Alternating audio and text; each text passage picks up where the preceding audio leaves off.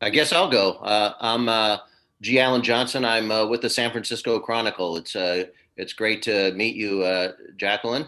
Um, and being from the San Francisco Chronicle, my obvious question, since you're here for Bullitt, is Yes. can you give me your impressions of, your memories of working in San Francisco while making that film? Well, it was actually quite a journey for me because I lived in Los Angeles and the director, Peter Yates, said he wanted me to go to San Francisco and get sort of in the groove of San Francisco. I really had no idea what that meant.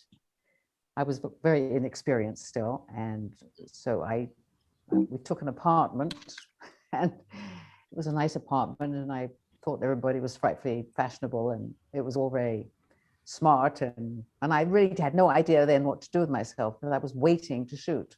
And I waited for like, I don't know, 8 or 9 weeks. And I would come back to LA and say, I think they're cutting me out of the film because I mean, all I do when I go out there, we go out for lunch. I join I go on the set, say hello to everybody. Everybody's very nice. And I go back and I live in my apartment.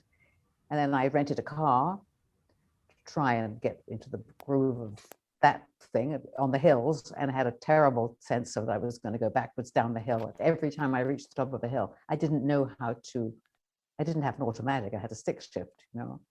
And it was a few moments when I thought, And then eventually, Peter said, you're on. And then I had to pull it together and behave like a serious person. But I thought San Francisco was beautiful. I was a little intimidated by the experience. I was, fairly new in the film business, and I hadn't done much in Hollywood, and I was more of an English type person. And by that I mean I was a little bit shy. And what was really awesome was the driving scenes and I hadn't seen this before. Nobody had seen this sort of leaping off hillsides, high speed, and it was awesome. And the people who did it were awesome. And we ate out in restaurants a lot, which was great. There's some wonderful restaurants. And we would go, usually like 4 or 5 of us with Steve McQueen and the director and producer. And we would all usually sit in rooms that were very private because Steve didn't seem to want to be out there in the crowd. And he was very like an animal, like a wild animal, coming in on his bike and then leaving on his bike, and the sense that he was almost like an alley cat, which was great, but like, where's Steve, where's Steve, where's Steve? And he would be with his back to the door. If he was in a restaurant, it would be in like these private rooms and stuff, mostly. You had the feeling that he didn't really love all that so much. Can you hear me? I can see your mouth moving, but nothing is coming out. I can't hear you. Yes, well, they asked me to mute myself, so I did. I see. But it's a great story. By the way, as a follow-up, since you asked, what did you think of the film once you saw it at the premiere or wherever you first saw it? I really liked it, but the reality is I never understood the plot. I never understood the plot. And I still don't understand the plot. Because if you miss what happens in the very, very beginning, there's a bit of stuff, and I didn't pay that much attention because I'm always looking for the main thing. And to this day, I don't think I could really tell you the plot. Yeah. Okay. I mean, in a certain deep sense, I really couldn't. I just knew I was the female. I was the female, the softer side of his life. And I tried not to whine too much, as women do. And so we've got Jeffrey Howard from Vegas Film Critic. Yes, hello, Jacqueline. Thanks for joining us today. Hello.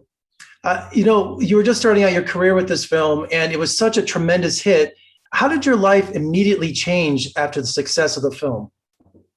It didn't immediately change. It had changed just before that when I did a film with Frank Sinatra. That had been the change. That changed from radical change after that, because I was replacing Mia Farrow in the film with Sinatra, and there was tremendous speculation about their marriage and everything. And then suddenly I was the hot chick who got the got the plum part. The whole thing happened in a kind of fog.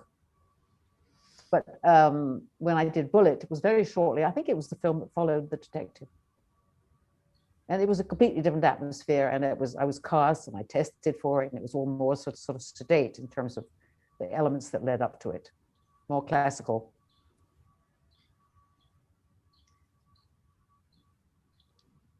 Okay. I've got Danielle from Solzy at the Movies.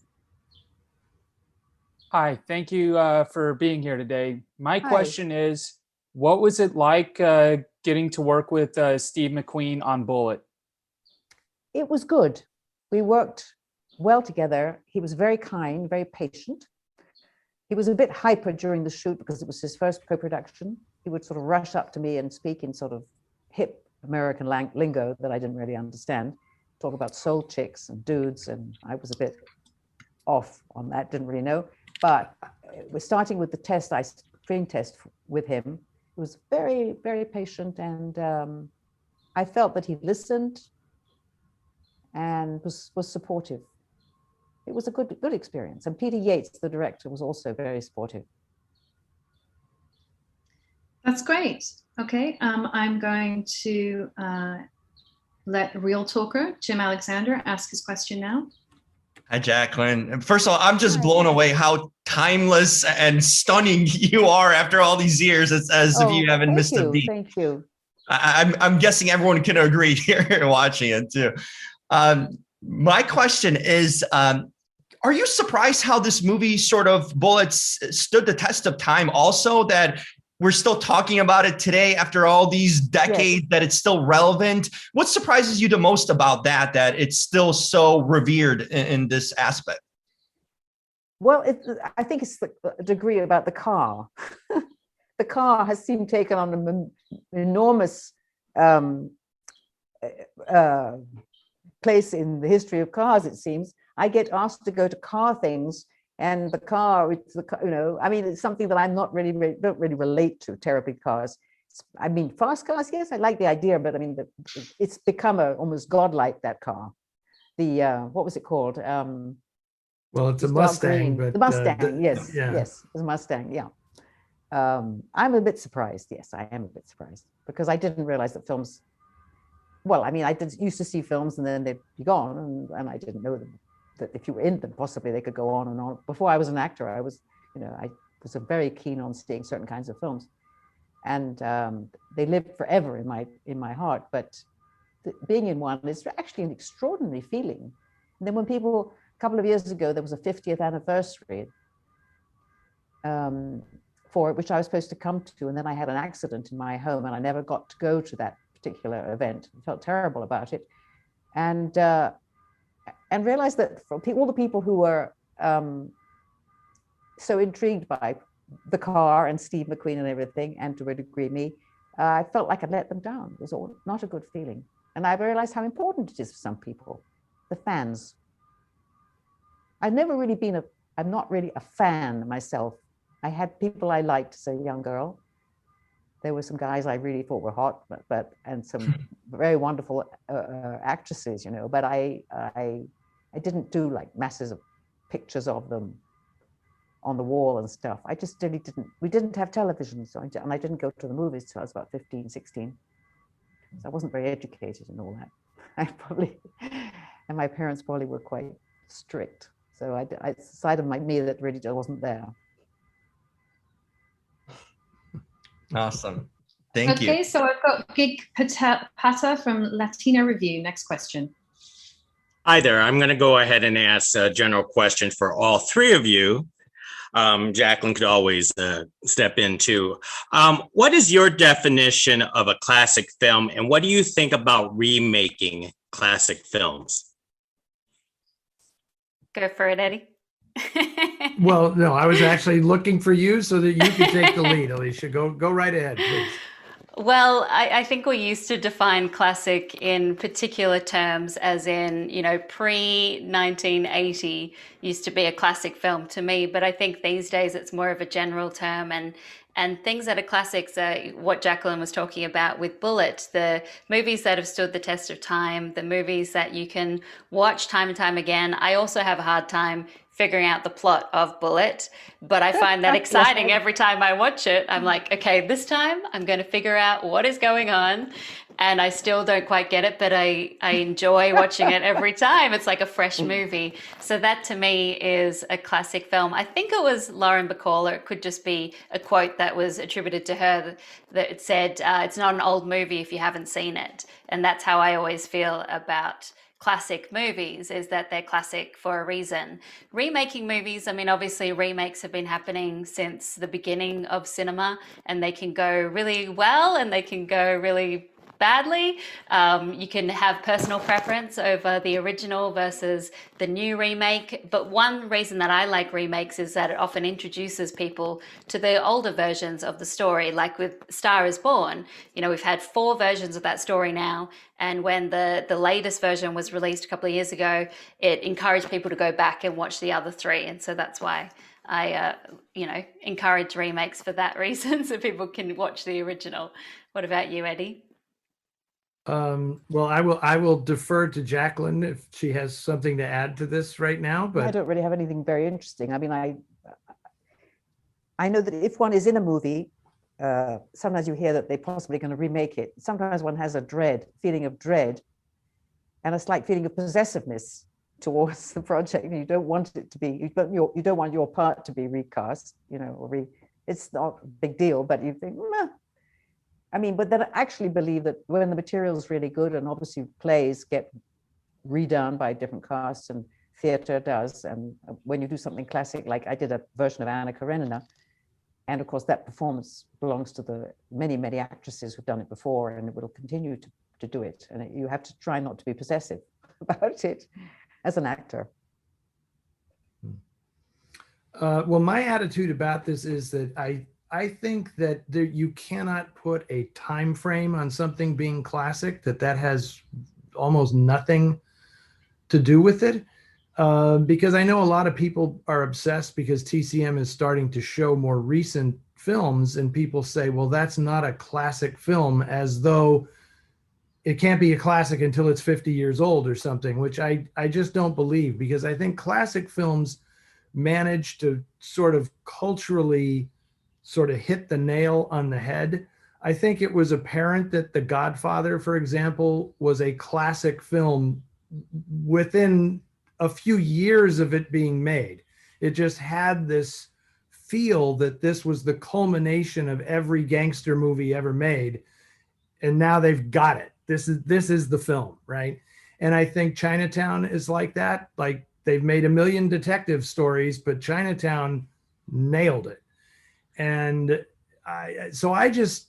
there are films that I think of, like in the last 10 years or so, that I just know are going to stand that test, and that we'll be calling them classics in very, very short order. As for remaking the classics, why don't they remake the movies that aren't quite good enough?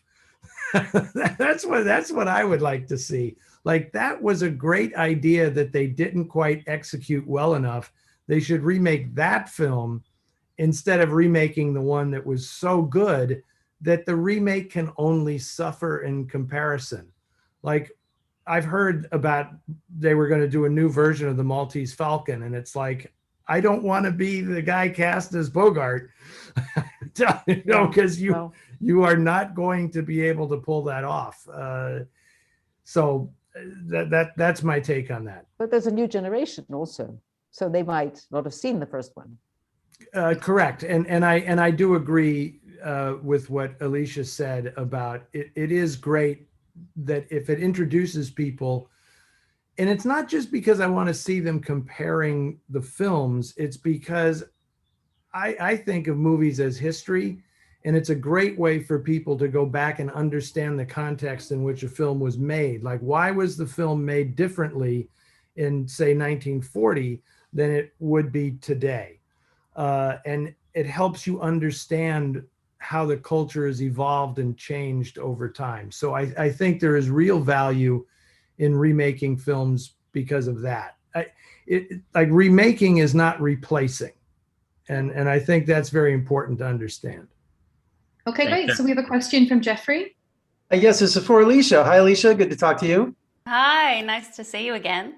I wanted to get your thoughts on premiering this film festival is News from Home, the avant-garde documentary. It showcases New York City in the early 70s, which I think is one of the greatest times in cinema to show New York City. Mm-hmm. Absolutely. And I was wondering your thoughts on this film. Yeah, I love this movie. I think Chantal Akerman was so ahead of her time in the way that she looked at the world, you know, trying different methods of telling a story, and here getting to hear her letters to her mother and getting to see New York at that time and the juxtaposition of her talking about her experiences and the footage that you see.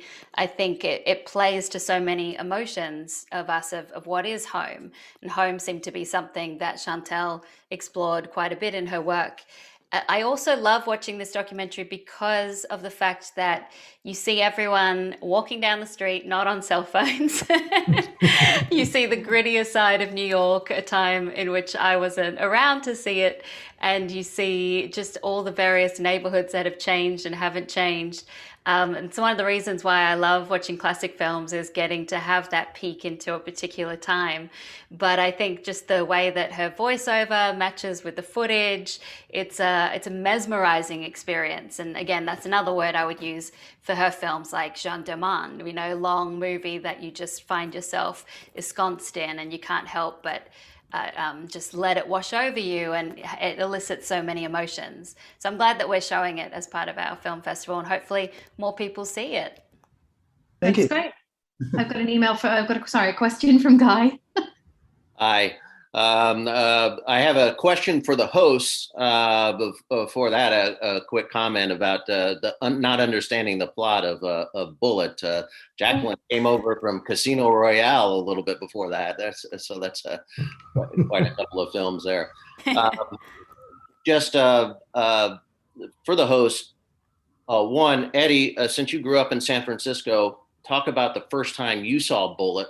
And how it affected you. And then Alicia, great to meet you. Can you talk a little bit about Jacqueline as an actress? Absolutely. I don't know if Jacqueline, I don't know if we discussed this when we did our interview for the film, but my sister is actually in Bullitt. She's actually in the scene in the coffee cantata that, you know, when you have dinner with Steve McQueen, you know, she was atmosphere player in that scene. So that was my first introduction to Bullitt, was waiting up for her to come home from shooting the film, because I believe it was the first thing that she ever did. She's also in Dirty Harry, and she's in Played Against Sam and a bunch of other movies that were shot in San Francisco. She was at one point the president of the San Francisco chapter of the Screen Actors Guild. So she was in a lot of films shot in San Francisco at that time. So that was my first exposure to Bullitt. And of course, I did try to recreate some of the driving scenes in my youth.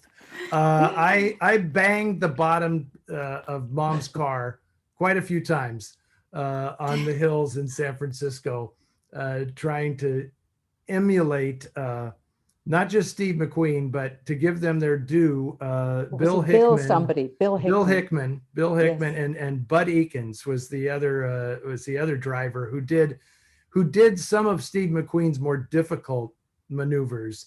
Those two guys are amazing, and of course, Bill Hickman is also the stunt driver in The French Connection. So he was like the man. Is he still alive? Do you know if he's still alive? I'm not sure. I honestly don't know. But he also had a wonderful career as an actor, because, you know, he had that heavy face, and he wears, you know, in the scene, he wears those horn rimmed glasses when he's driving, you know, and Yeah, he's just terrific. But of course, being a native San Franciscan, I'm always the guy who points out none of this makes any sense because the route they're driving is logistically impossible. So funny. You know, they're in the marina, then they're in the Mission District, left turn. I'm now in Marin County. It's like, That's so funny. my God, they're all. But the same thing is true of Dirty Harry when Andy Robinson runs Clint Eastwood around San Francisco. It's like, this is physically impossible. But you know, directors pick things not for logic; they pick them for emotional impact, right? I never That's thought. great. I think we have a question from Danielle. Well, I think there was a second part to Oh the yeah, question sorry. that- Sorry for go for that. That's okay. So the thing that always impresses me about Jacqueline Bisset, I'm going to talk about her as if she's not right here, is just how much intelligence she brings to every single role that she does. You know, this role in Bullitt is essentially the love interest. As Jacqueline said before, she is humanizing the role of Bullitt. It's adding another dimension to him, but she brought so much complexity to what I imagine was quite simple on the page. When we first see her, you know, she's talking about the velocity of a 5-inch pipe, and she's got the clipboard, and you just completely believe her as someone who would be that into modern art and to be talking about those kind of physics. You know, you just absolutely believe her. I think also the scene where she confronts Bullitt about him not seemingly being affected by anything, and the scene where she sees the strangled body on the ground, she just really elevates every scene that she's in, because she brings just much more depth. You want to know more about her character, and that's the only thing that's missing from Bullitt, is just being able to learn more about this woman and what she was like when he's not around. Thank you so much. No worries. I totally believe Thank it. you so much. Thank you. That's great. Okay, Danielle. All right. My question is for Eddie and Alicia, and a quick note on driving directions. Stripes and When Harry Met Sally are two that come to mind over here. Yeah, When Harry Met Sally, absolutely. But my question is, with regards to the programming lineup between TCM and the HBO Max curation, what are the 3 films that you would recommend someone watch if they have no familiarity with classic films? Wow.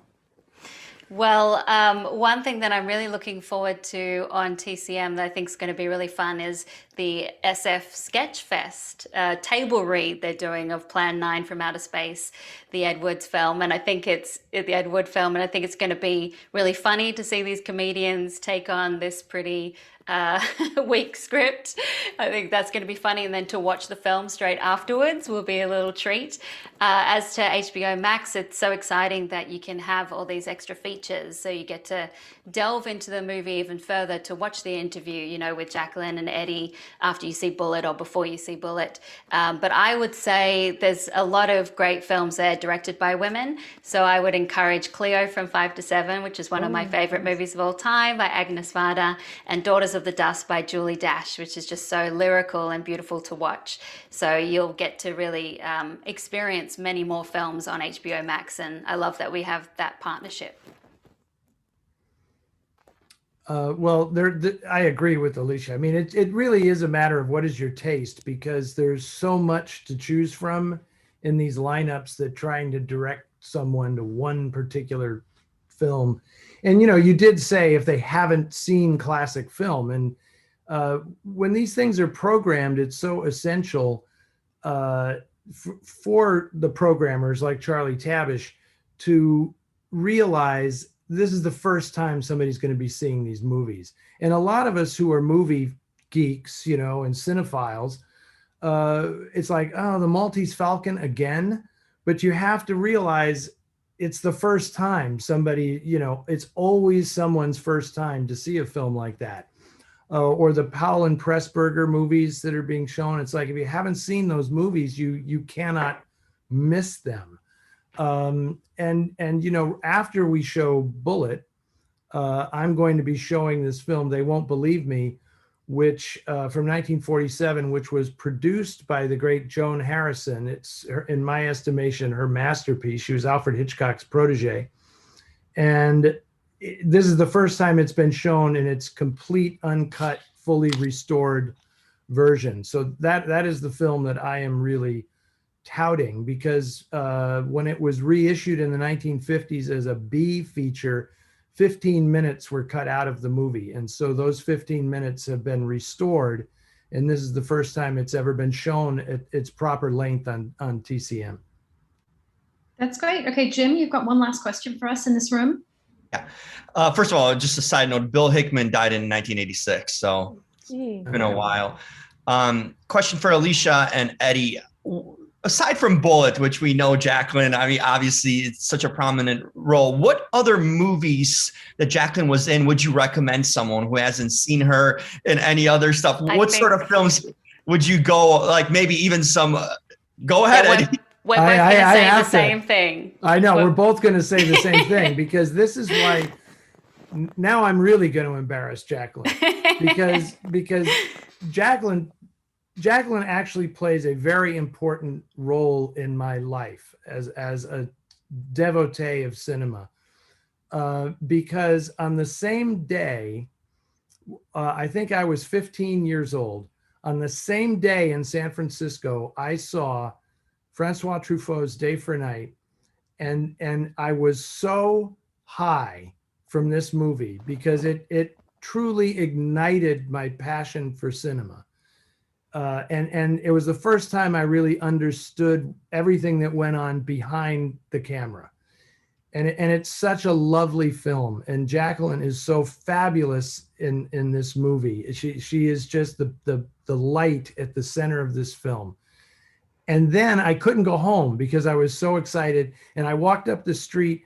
I saw Day for Night at the Larkin Theater, and I walked up the street to the Music Hall Theater, and I saw the first run of Martin Scorsese's Mean Streets. It had just opened.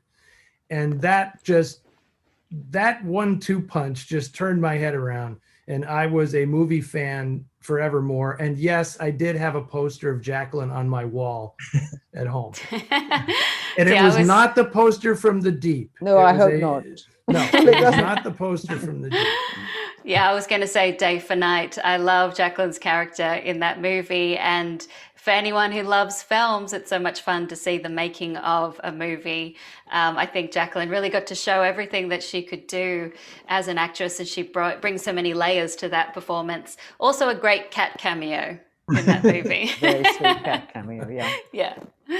Mine was Great Ships of Europe when I was 12. I saw it 50 times. I have it on 16 millimeter film, but that's just one of my all-time favorites.